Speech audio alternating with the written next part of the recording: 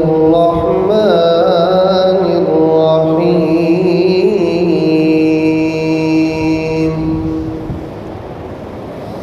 وإذ واعدنا موسى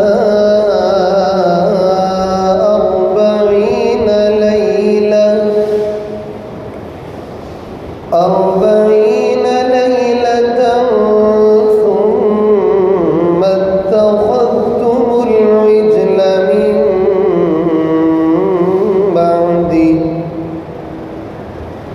من بعده وأنتم ظالمون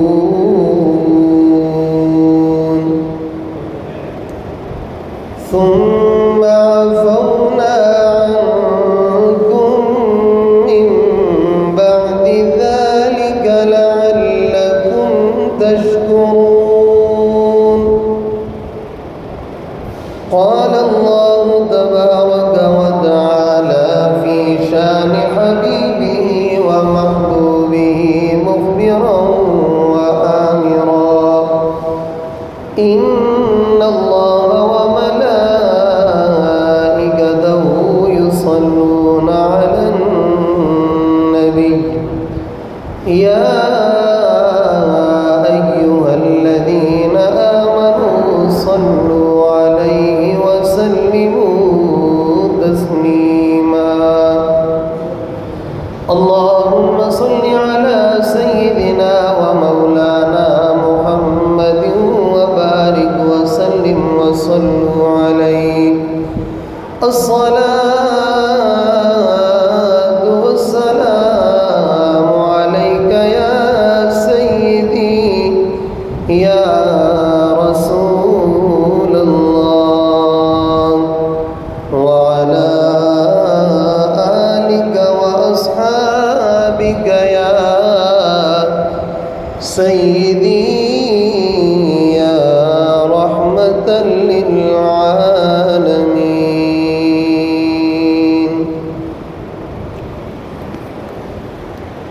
اللہ رب العالمین کی بے شمار حمد و ثنا اور پیارے پیارے آقا مدینے والے مصطفیٰ صلی اللہ تعالی علیہ وآلہ وسلم کی ذات والا صفات پر بے شمار درود و سلام کے بعد اللہ رب العزت کی بارگاہ میں دعا ہے کہ اللہ تبارک و تعالی ہمارے دلوں میں اپنی اور اپنے محبوب پاک صلی اللہ تعالی علیہ وآلہ وسلم کی سچی محبت عطا فرمائے. حضرات مکرم، آپ کے سامنے پارہ پہلا سورۃ البقرہ کی آیت نمبر 51 اور 52 تلاوت کرنے کا شرف حاصل کیا. اس میں اللہ رب العالمین نے بنی اسرائیل کے ایک واقعے کا ذکر فرمایا. وہ واقعہ دراصل یوں ہے کہ جب فرعون غرق ہوا، بنی اسرائیل کو اللہ رب العالمین نے فرعون جیسی ایک مصیبت سے جب آزادی عطا فرمائی تو اس کے بعد بنی اسرائیل اپنی زندگی خوشی خوشی گزارنے لگے، یہاں تک کہ اللہ رب العالمین نے حضرت موسیٰ علیہ السلام کو حکم دیا کہ اے موسیٰ، کوہ طور پر آئیے، آپ کو کتاب دی جائے گی. تو حضرت موسیٰ علیہ السلام کوہ طور پر تشریف لے گئے. اللہ رب العالمین نے فرمایا کہ 30 دن تمہیں یہاں کوہ طور پر ٹھہرنا ہے اور دن میں روزہ رکھنا ہے. حضرت موسیٰ علیہ السلام کوہ طور پر تشریف لے گئے. گویا 30 دن آپ نے وہاں اعتکاف کیا، دن میں آپ روزہ رکھتے، مگر 30واں دن جب آخری دن تھا تو وعدہ تھا کہ 30ویں دن اللہ رب العالمین حضرت موسیٰ علیہ السلام سے ہم کلام ہوگا، اللہ رب العالمین ہم کلامی کا شرف حضرت موسیٰ علیہ السلام کو عطا فرمائے گا اور کتاب بھی دی جائے گی۔ جب 30واں دن ہوا تو حضرت موسیٰ علیہ السلام نے اللہ سے ہم کلام جو ہونا تھا تو آپ نے اپنی نظافت کا، پاکیزگی کا اہتمام کیا اور ساتھ آپ نے مسواک بھی کی تاکہ دانتوں وغیرہ کی بھی پاکیزگی اور صفائی حاصل ہو جائے۔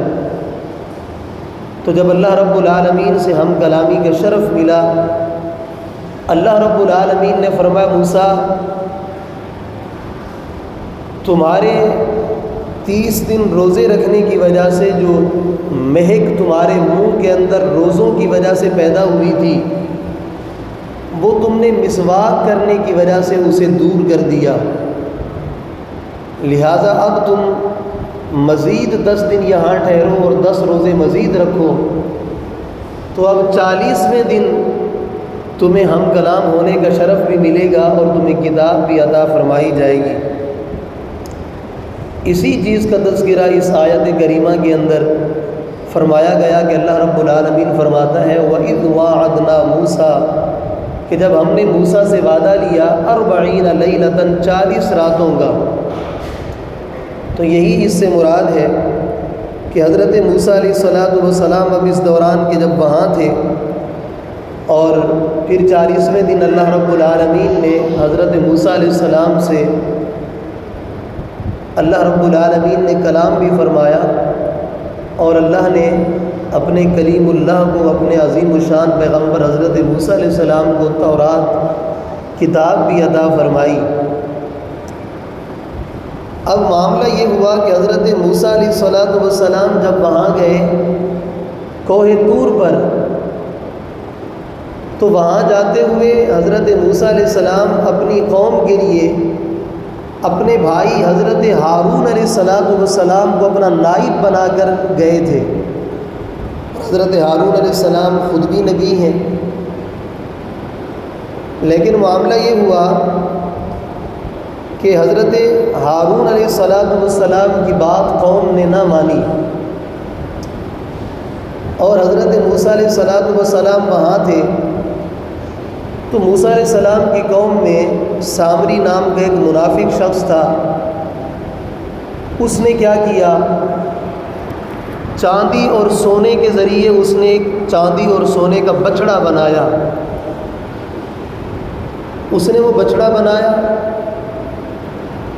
اور بنی اسرائیل کو کہا کہ یہ تمہارا معبود ہے، اس کی تم پوجا کرو۔ اور معاملہ عجیب سا یہ ہوا کہ وہ بچڑا جو اس نے بنایا تو اس بچڑے کے اندر جان بھی آ گئی، وہ بچڑا بولنے بھی لگا۔ تو اب اس سامری خبیث نے اس نے کہا، جو کہ منافق تھا، تو اس نے کہا دیکھو حضرت موسیٰ علیہ السلام تو کوہ طور پر اللہ رب العالمین سے ہم کلام ہونے کے لیے گئے، مگر وہ کہنے لگا کہ معاذ اللہ، اس نے کہا کہ اللہ رب العالمین تو خود یہاں بچڑے کے اندر حلول کر گیا، وہ موسیٰ علیہ السلام کوہ طور پر اللہ سے ہم کلام ہونے گئے، جبکہ خدا تو معاذ اللہ یہاں بچڑے کے اندر ہے، لہٰذا تم اس بچڑے کی پوجا کرو، یہی تمہارا خدا ہے، یہی تمہارا معبود ہے۔ تو اس نے قوم کو بہکا دیا، گمراہ کر دیا۔ قوم نے سامری کی بات سنی اور وہ اس بچڑے کی پوجا کرنے لگے، اس بچڑے کی جناب وہ عبادت کرنے لگے۔ ادھر اللہ رب العالمین نے حضرت موسیٰ علیہ السلام کو یہ پورا ماجرا، یہ پورا واقعہ اللہ رب العالمین نے حضرت موسیٰ علیہ السلام کو بتا دیا۔ حضرت موسیٰ علیہ السلام جیسے واپس تشریف لائے تو آپ تو بڑے جلال کے اندر تھے، ویسے بھی آپ بڑے جلالی پیغمبر ہیں، قرآن کریم نے اس واقعے کو بڑی تفصیل کے ساتھ بیان کیا، مگر واقعہ پورا سنانا مقصد نہیں، جو آج کا میرا ایک موضوع ہے اس کی طرف توجہ کرانا مقصد ہے۔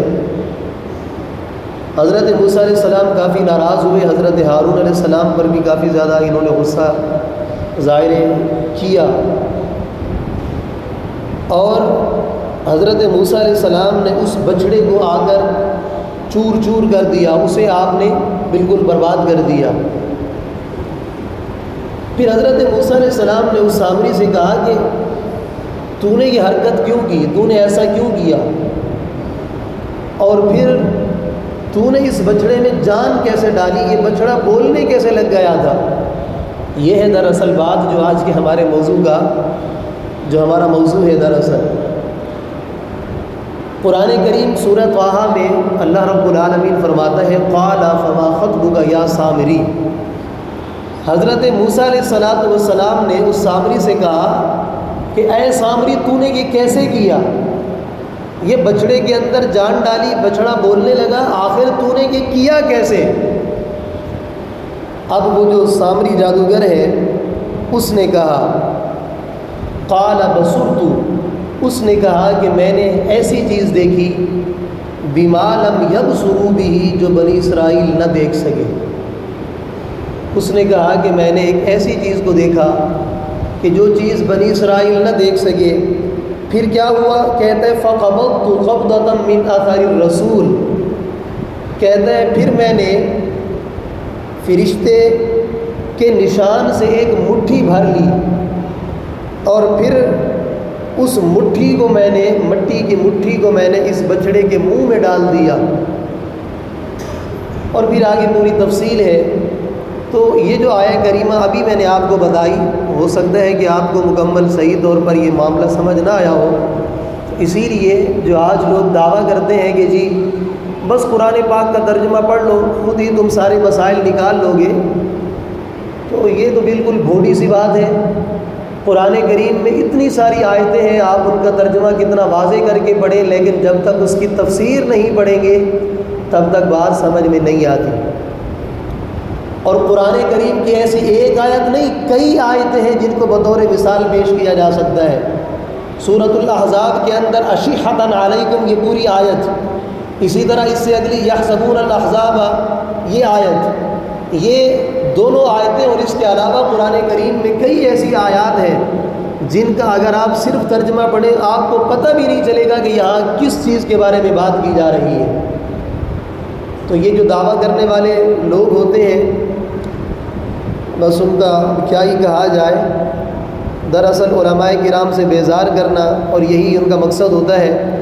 ورنہ صحابہ کرام علیہم الرضوان وہ عربی کو زیادہ سمجھنے والے تھے، انہیں ترجمے کی حاجت بھی نہیں پڑتی تھی۔ نزول قرآن کے دور کے اندر بھی، نزول قرآن کے دور کے اندر بھی صحابہ کرام علیہم الرضوان قرآن کی آیتوں کو سمجھنے کے لیے میرے آقا کی بارگاہ میں حاضر ہوا کرتے تھے کہ یا رسول اللہ اس آیت کا مطلب کیا ہے۔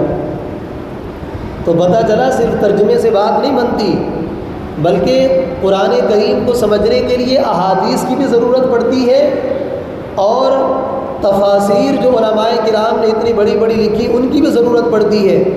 ورنہ اگر بغیر کسی تفسیر کے قرآن کو سمجھنا کوئی آسان ہوتا تو 80 جلدوں کے اندر، 30 40 50 جلدوں کے اندر قرآن کریم کی تفسیریں آج کی نہیں، وہ پرانے علماء کی، بزرگان دین کی لکھی ہوئی، وہ اس طرح موجود نہ ہوتی ہیں جو آج 14ویں صدی کے اندر آ کے اس اعتراضات ہو رہے ہیں نا، قرآن کریم کو ترجمے سے پڑھ لو بس، تفسیر کی حاجت نہیں۔ بہرحال یہ موضوع ہمارا کہیں اور چلا جائے گا۔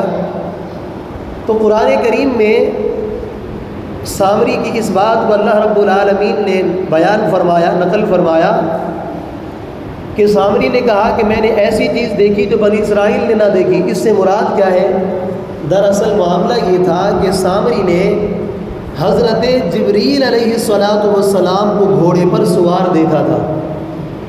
سامری نے حضرت جبریل علیہ السلام کو دیکھا تھا کہ جو گھوڑے پر سوار تھے، اور یہ کوئی کہے کہ جناب یہ اپنی طرف سے مار دیتے ہیں تو یہ کہیں سے کچھ نہیں مارا جا، قرآن سے ہم یہ پوری بات بتا رہے ہیں کہ یہ پورا واقعہ قرآن کے اندر لکھا ہوا ہے، ایک مقام پہ نہیں کئی مقامات پہ آپ کو حضرت موسیٰ علیہ السلام کا واقعہ ملے گا۔ تو بات یہ ہے کہ اس نے کہا کہ میں نے جبریل کو دیکھا کہ وہ گھوڑے پر سوار تھے۔ سامری کہتے ہیں جس جگہ پہ حضرت جبریل علیہ السلام کے گھوڑے کے قدم لگے، میں نے جبریل علیہ السلام کے گھوڑے کے پاؤں سے لگنے والی مٹی کو اٹھایا اور کہتا فَنَبَذْتُهَا، میں نے وہ مٹی اس بے جان بچھڑے کے اندر ڈالی۔ بس وہ مٹی جو جبریل کے گھوڑے کے پاؤں کو لگی تھی، اس کے منہ میں ڈالنے کی دیر تھی کہ یہ بچڑا بولنے لگ گیا، اس میں جان پیدا ہو گئی، اس میں جان پیدا ہو گئی۔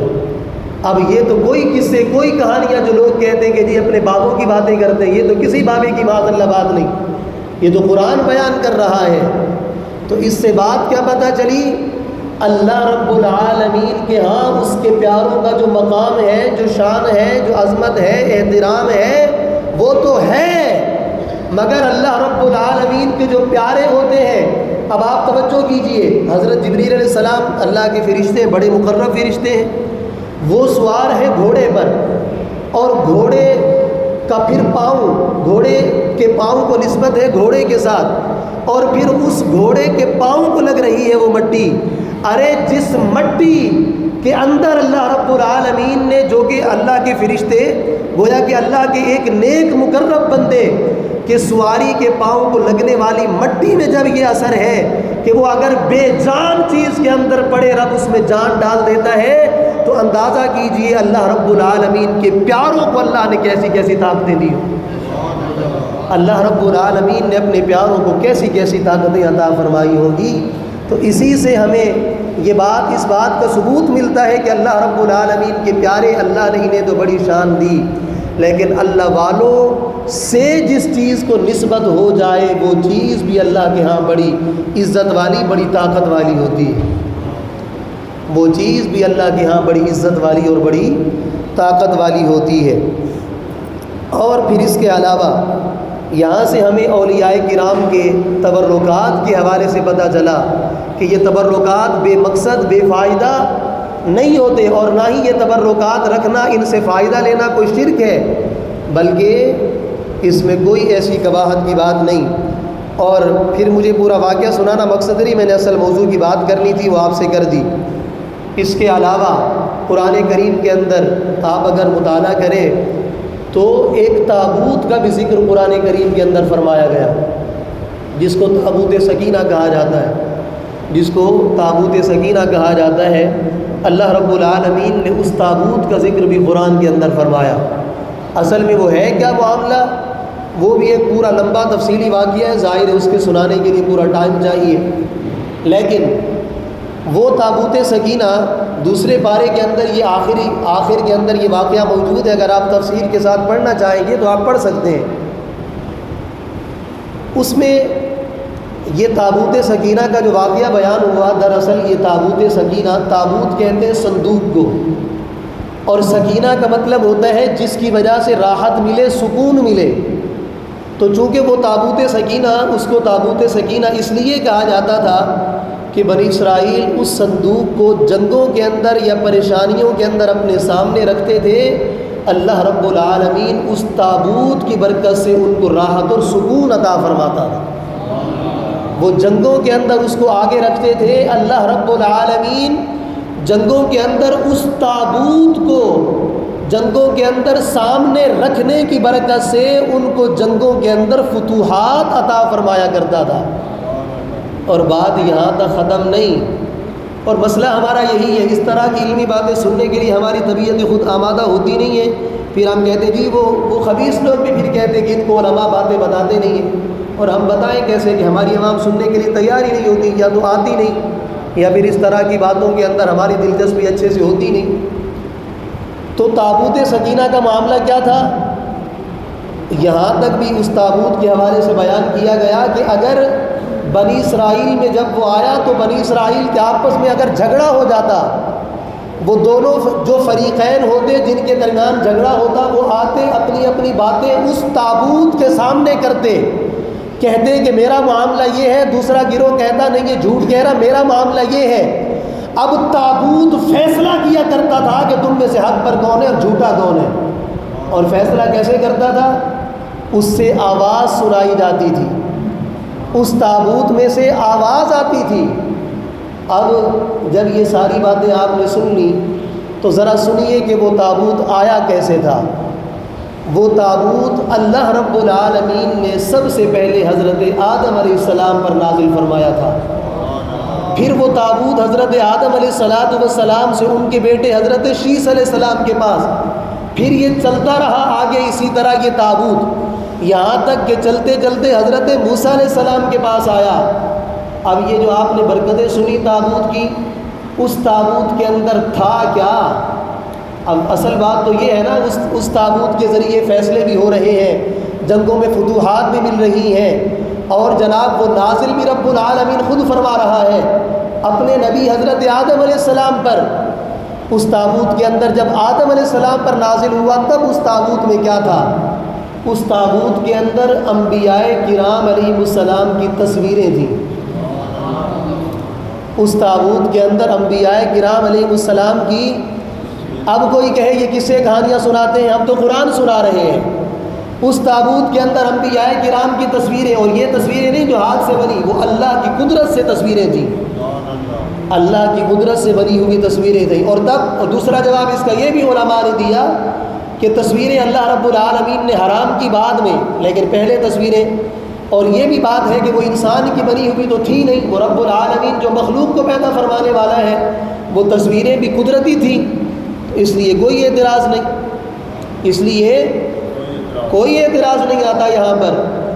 اور صرف انبیاء کی تصویریں نہیں بلکہ انبیاء کرام کے مکانات کی تصویریں بھی تھیں، انبیاء کرام کے مکانات کی تصویریں بھی تھیں۔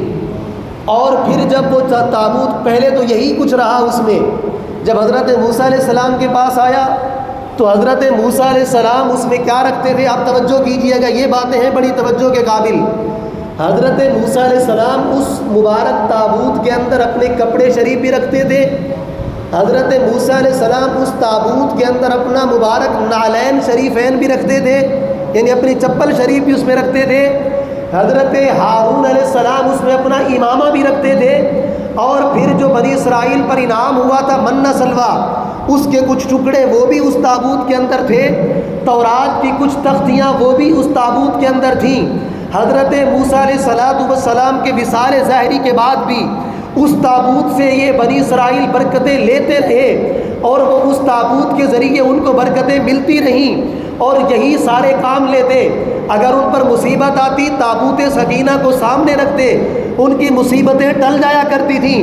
اب آپ اندازہ کیجئے، تابوت سکینہ کے اندر انبیاء کرام کے مکانات کی تصویریں، ان کی تصویریں، حضرت موسیٰ علیہ السلام کے نعلین، حضرت موسیٰ علیہ السلام کے مبارک کپڑے، حضرت ہارون علیہ السلام کا امامہ، اور اس کے اندر منہ سلوہ اور تورات کی کچھ تختیاں، اس کے کچھ ٹکڑے تھے۔ آپ مجھے یہ بتائیے، یہ جو تابوت سکینہ تھا جس کے ذریعے لوگوں کو نفع پہنچتا تھا، کیا معاذ اللہ یہ تابوت خدا تھا؟ بولے بھائی، یہ خدا تو نہیں تھا معاذ اللہ۔ کیا اس میں انبیاء کرام خود موجود تھے؟ نہیں۔ تو اب پتہ یہ چلا کہ تابوت سکینہ تو دراصل گویا اللہ رب العالمین کے تبرکات کا مجموعہ ہوا۔ تابوت سکینہ اللہ رب العالمین کے انبیاء، اللہ رب العالمین کے پیاروں کے تبرکات کا ایک مرکز ہوا، یا اس میں کچھ تبرکات تھے، وہ ایسا صندوق ہوا کہ جس میں کچھ تبرکات تھے، تو ان تبرکات سے فائدہ پہنچتا ہے۔ یہ تو رب العالمین نے قرآن کے اندر اس کو بیان فرمایا۔ پھر جو لوگ کہیں کہ یہ اولیاء کچھ نہیں کر سکتے، مزارات پہ جا کے کیا لیتے ہو؟ ارے تابوت کے اندر تو اولیاء اللہ کے پیاروں سے نسبت رکھنے والی چیزیں تھیں، جب وہ نفع دے سکتی ہیں تو مزار کے اندر سویا ہوا اللہ کا ولی وہ اللہ کی دی ہوئی طاقت سے نفع کیوں نہیں دے سکتا؟ تو مزار میں سویا ہوا اللہ کا ولی وہ اللہ کی دی ہوئی طاقت سے وہ نفع کیوں نہیں دے سکتا؟ جب قرآن کہہ رہا ہے کہ وہ تابوت سکینہ ارے سکینہ مطلب سکون دینے والا. مجھے بتائیے سکون دینے والی ذات اللہ رب العالمین کی ہے. پوری دنیا آج بے چینی کا شکار کہے کہ سکون نہیں ملتا، مگر اللہ رب العالمین چاہے تو سکون ڈائریکٹ عطا فرمائے، وہ چاہے تو یہ سکون اپنے پیاروں سے منسوب چیزوں کے اندر رکھ دے.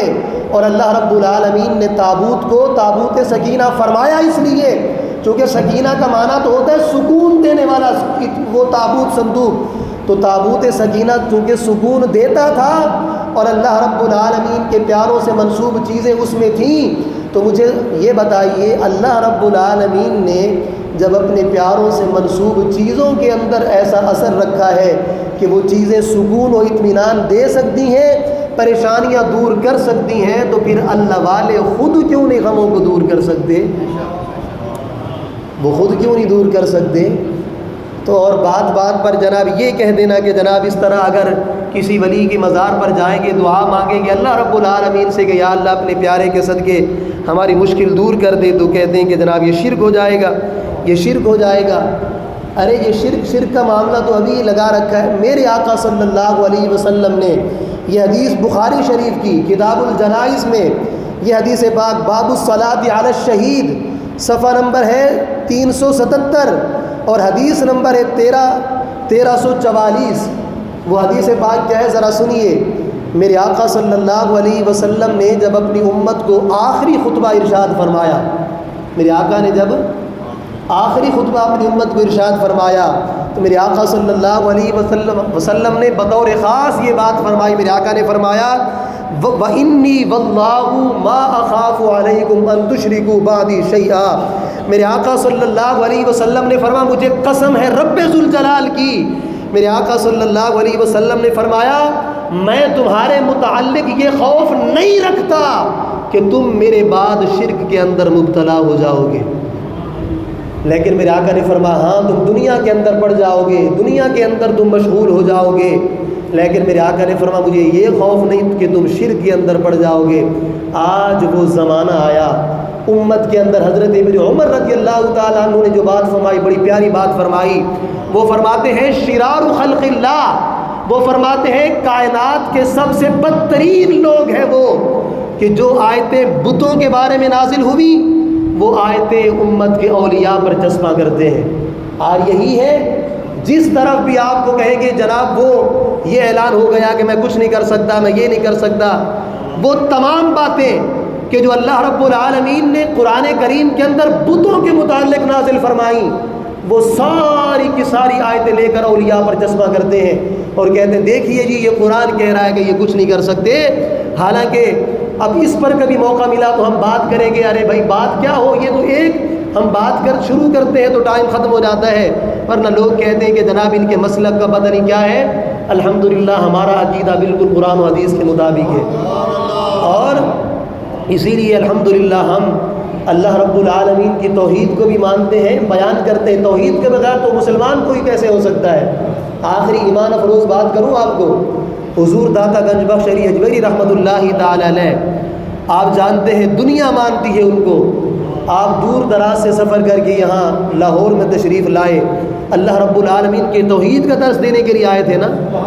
اب آپ دیکھیے حضور داتا گنج بخش علی حجویری رحمۃ اللہ علیہ کے مزار پہ دور دراز سے اب لوگ جاتے ہیں زیارت کرنے، مزار کی سلامی دینے کے لیے جاتے ہیں، وہاں پر جا کر دعائیں کرنے کے لیے لوگ حاضری دیتے ہیں.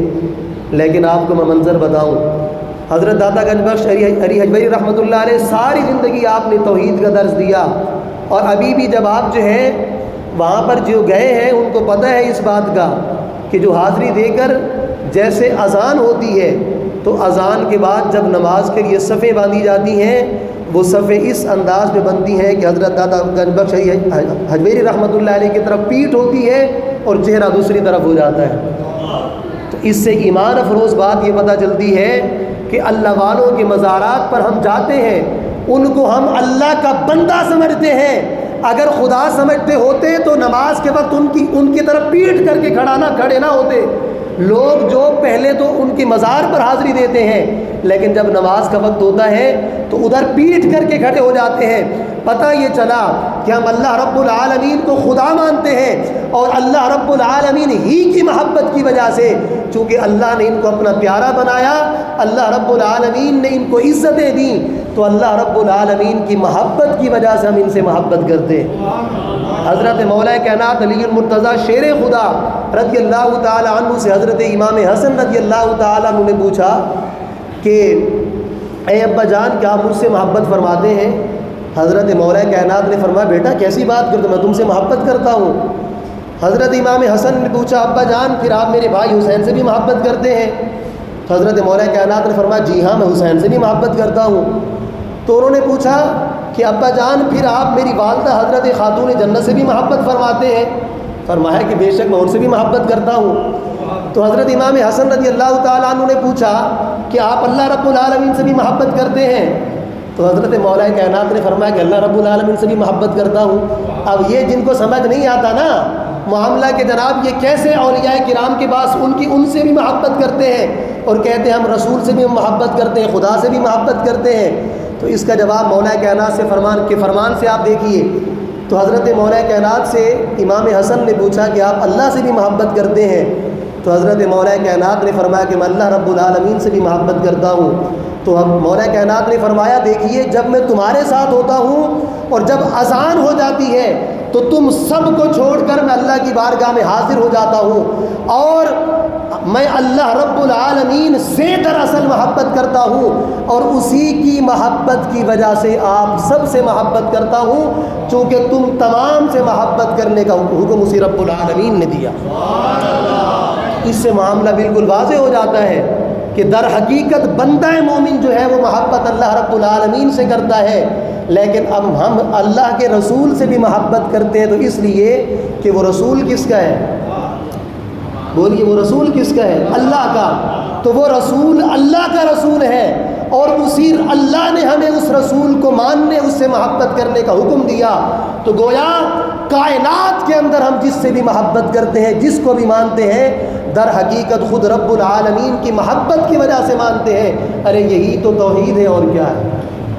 دراصل یہی تو توحید ہے، اسی ایک ذات کی خاطر جن تمام ذاتوں کو ہم مان رہے ہیں، تو دراصل ان تمام ذاتوں کو ماننے کی وجہ وہ ایک ہی ذات تو ہے، اور کیا ہے؟ یہی دراصل توحید ہے۔ یہ توحید نہیں کہ بس رب العالمین کو مان لیا، باقی تمام چیزوں کی گستاخیاں کرتے رہے، تو معاذ اللہ یہ تو اس رب العالمین کے فرمان کے، اس کے اللہ رب العالمین کے احکامات کے خلاف ورزی ہوگی، اور یہ معاملہ تو توحید کے منافی ہو جائے گا۔ توحید تو یہی ہے کہ اس ایک ذات کو مانا جائے، اور ویسے مانا جائے جیسے اس نے ماننے کا ہمیں حکم ارشاد فرمایا۔ تو دراصل یہی توحید ہے۔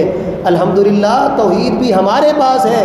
جو لوگ صرف توحید کا نام لے کر ہمیں گمراہ کرنے کی کوشش کرتے ہیں کہ توحید کو بیان نہیں کرتے، تو ہم جن سے بھی محبت کرتے ہیں، ہم جن کی بھی عزت کرتے ہیں، ہم اسی رب العالمین کی وجہ سے کرتے ہیں کہ اللہ رب العالمین نے ہمیں ان سے محبت رکھنے، ان کی عزت کرنے کا حکم ارشاد فرمایا۔ اللہ رب العالمین ہم سب کو اسی اولیاء کرام کے دامن کرم سے وابستہ رہنے کی توفیق عطا فرمائے۔ اللہ پاک ہمیں بے ادبوں اور بے ادبیوں سے سدا محفوظ رکھے۔ اللہ پاک ہمیں با ادبوں کی صحبت میں رہنے کی توفیق عطا فرمائے۔ آمین بجاہ النبی الامین صلی اللہ علیہ وسلم۔